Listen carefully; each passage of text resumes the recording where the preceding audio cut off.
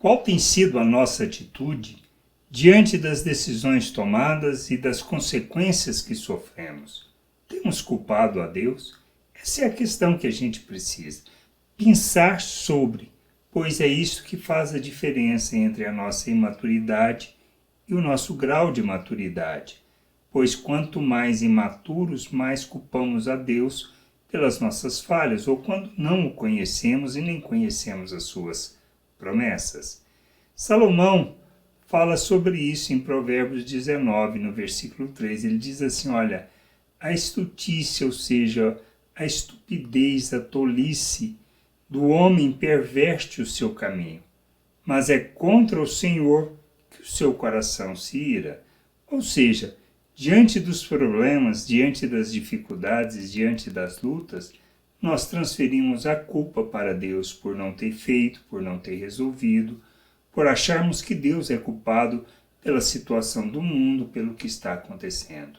Mas não olhamos que nós somos os responsáveis, nós somos os culpados, pois não fizemos segundo aquilo que é a vontade dele, o querer dele, o plano dele, mas seguimos o nosso coração, os nossos desejos, a nossa ganância, a nossa maneira de viver, que em nada traduz a vontade de Deus. A gente precisa entender isso.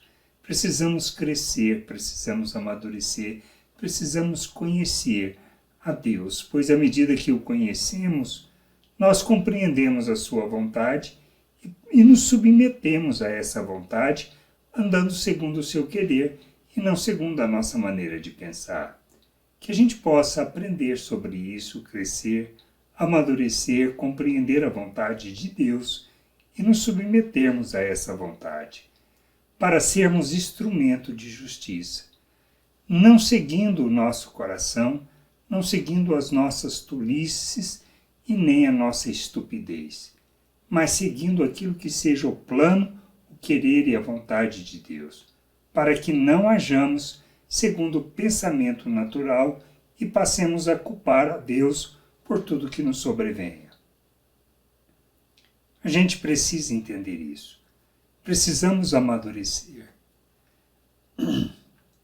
Precisamos conhecer o Senhor e ser instrumento de justiça, de sua justiça neste mundo, para que ele seja glorificado e exaltado entre as pessoas, porque nós revelamos a sua glória, porque nós andamos segundo a sabedoria que ele nos concede, por fé, crendo em tudo o que ele fala e nas suas promessas, pois são elas que nos conduzem a viver neste mundo segundo o seu plano, segundo o seu querer, revelando o reino de Deus neste mundo, e não devido à nossa ignorância e nem à nossa falta de entendimento. Buscar o amadurecimento é que nos conduzirá na vontade de Deus. Graça e paz sobre a tua vida. Amém.